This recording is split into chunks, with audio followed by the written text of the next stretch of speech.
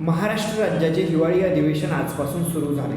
राज्याची राजधानी असलेल्या मुंबई शहर सोडून नागपूरमध्ये हिवाळी अधिवेशन भरवलं जातं. असे एक ना अनेक प्रश्न पडलेले असतीलच तुम्हाला. दरवर्षी महाराष्ट्राचे हिवाळी अधिवेशन उपराजधानी नागपूरमध्ये भरवले जाते. त्यामुळे काही आठवड्यांसाठी राज्याची राजधानी मुंबईवरून नागपूरला हलवली जाते. यंदा अख्खं मंत्रिमंडळ 2 आठवडे नागपुरात ठिय्या मांडून बसणार आहे.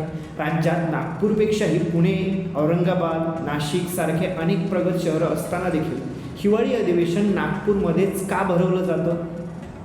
350 ते 400 वर्षापूर्वी स्थापन झालेल्या नागपूर शहराला उपराजधानीचा दर्जा का दिला गेला, याविषयी जाणून घेणार आहोत या व्हिडिओच्या माध्यमातून. नमस्कार, मी प्रथमेश आणि आपण सर्वजण पाहत आहात नवराष्ट्र. मंडळी, नागपूरविषयी जाणून घेण्यासाठी काही काळ नव्हे तर तब्बल 100 ते 150 वर्ष आपल्याला मागे जावे लागणार आहे. कारण 1854 पासून ते 1956 पर्यंत म्हणजेच तब्बल 102 वर्ष नागपूर ही ब्रिटिशकालीन नागपूर प्रांताची राजधानी होती.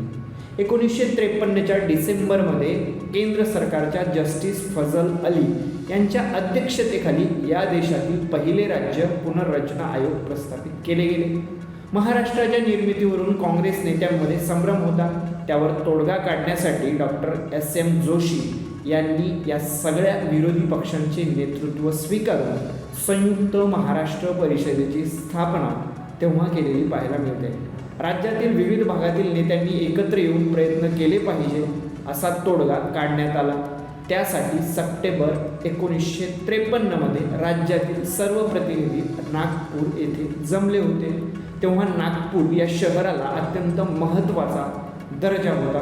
त्यामुळे हे सर्व प्रतिनिधी या करारावर स्वाक्षरी करण्यासाठी, या प्रश्नावर तोडगा काढण्यासाठी जमलेले नागपूर शहरामध्ये पाहायला मिळतात.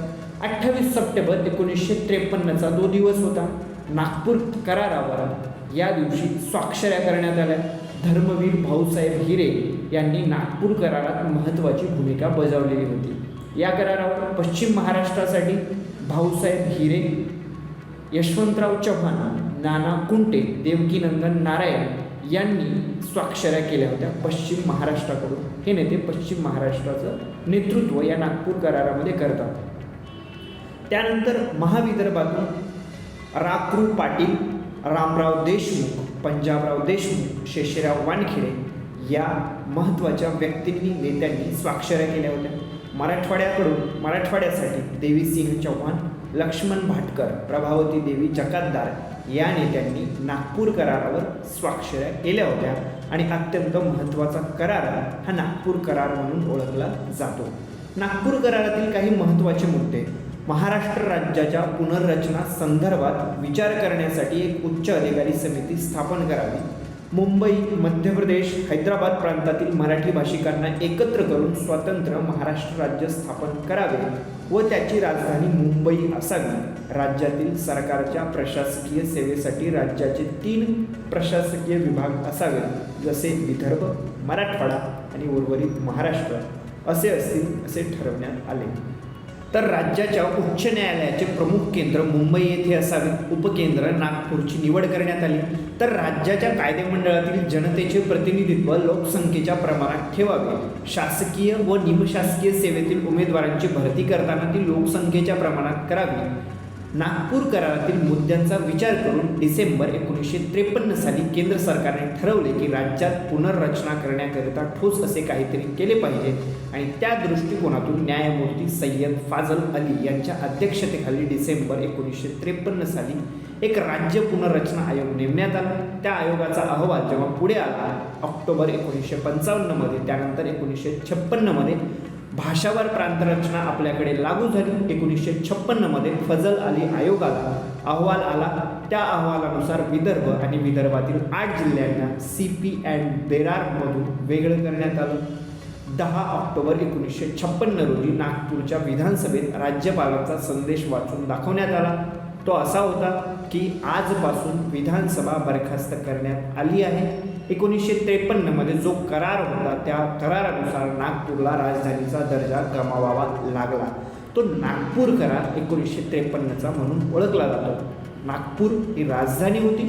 तिचा दर्जा या करारानुसार गमावा लागला। याचे दुःख जिव्हारी लागू नये यासाठी संयुक्त महाराष्ट्राच्या अधिवेशनाचे एक अधिवेशन वर्षातून एकदा तरी नागपुरात घेण्यात यावे अशी तरतूद 1953च्या करारात करण्यात आली। त्याला नागपूर करार म्हणून ओळखलं जातं। या करारानुसार 1960च्या पहिले अधिवेशनाचे हिवाळी अधिवेशन नागपुरात पार पडले।